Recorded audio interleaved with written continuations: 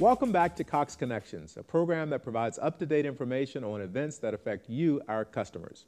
In the fall of 2009, we launched Cox Charities in order to help all those that make a difference in our community. This year, we awarded $65,000 to 7 different organizations whose work is important to the health and vitality of our region. One of the 2011 recipients is the Foodbank of Southeastern Virginia because they have worked diligently in providing solutions to hunger across the area. Here with me now is Foodbank's Chief Marketing Officer, Suzanne Mayo. Thank you for joining us today. Thank you for having me today. Thank you for all of the great work that you and the Foodbank are doing to just improve the lives of so many in our family, in our region, so many families in our region. I guess the first question I'll start with is, there's so many misconceptions, facts and fiction, I guess, around this issue. Can you just talk a little bit about some of those, Susan? Yeah, the issue of hunger is real. The food bank here in Southeastern Virginia has been here since 1981 serving the community, and our services continue to grow because the need continues to grow. Last year we served over 380,000 unduplicated individuals, which represents about 1 in 4 of every residence here in our community that had to rely on the services of the food bank. So hunger really knows no season. A lot of times people think of the holidays when they want to do a food drive, which is wonderful because we need that support. But we really need the help of the community 365 days of the year to help our hungry neighbors in need. And I guess the myth that this only affects the elderly or the seniors? Well, there are many faces of hunger. And when you think of the face of hunger, it could be a senior who maybe is making that tough choice between getting a prescription drug filled or perhaps going to the grocery store for food. Children, and definitely we'll talk about some of our childhood nutrition programs, which are very important to us. And we also see a number of people that, you know, just sometimes fall through the cracks. They just need that boost from the food bank. Maybe it's a one-time only visit. Maybe they're underemployed for a short period of time or unemployed.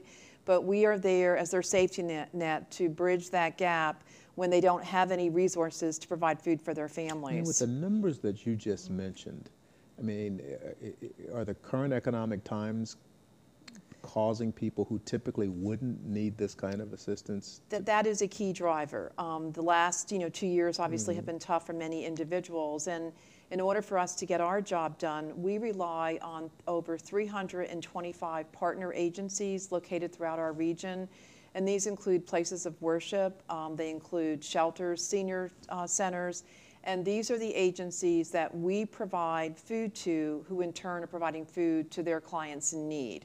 The only time that you'll see people at the door of the food bank to receive food is we do a USDA food distribution on Fridays, and there are certain eligibility requirements for that. And we have volunteers and staff that assist with that food distribution program. And some Fridays we have 300 to 400 people lined up in the morning to receive their food. And obviously that number is growing too. And so you, again, the food bank, you have these partner agencies that you work through. Correct. And they have a way to actually distribute the food out. How does an agency become affiliated with the food bank? The food bank they simply have to fill out an application. There are certain criteria they have to meet. They have to be a nonprofit, 501c3.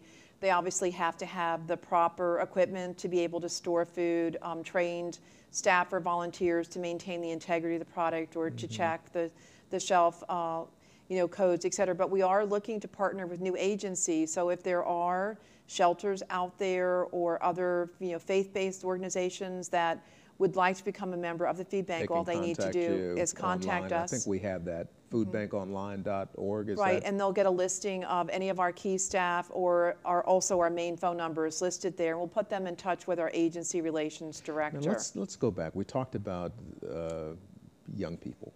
You have a program called Kids Cafe and the Backpack Program. Talk a little bit about that. Okay, and they're probably, having been affiliated with the food bank for many years, I actually helped to found the food bank in 1981 and have been a part of the food bank for many, many years. But programs that affect children are near and dear to my heart. And the Kids Cafe is actually an after-school feeding program. And we've had that program for over a decade, and we currently have 25 sites where we partner with school-based programs, YMCAs, Boys and Girls Clubs, et cetera. And children are provided, typically children that qualify for free or reduced lunch. And these are children from the ages of 4 through 18 can access a nutritious meal what a after great school, program. early evening. And one of the things, that, teachers or other school guidance counselors are finding that they would have to, as some of these after-school programs, put, money into a vending machine to provide food for children who are hungry. But this Kids Cafe program helps to fill that gap. So it's a true partnership, with an agency or organization that's helping to feed children.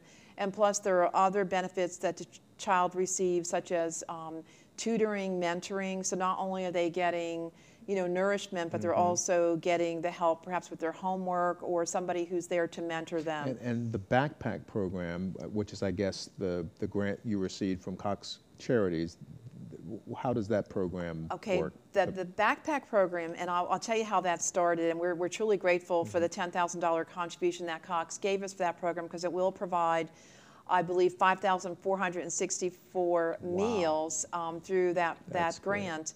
We're excited to be a part of that. We really are. And the backpack program is a program that probably is one of our biggest programs that's growing. And it's primarily operated through schools.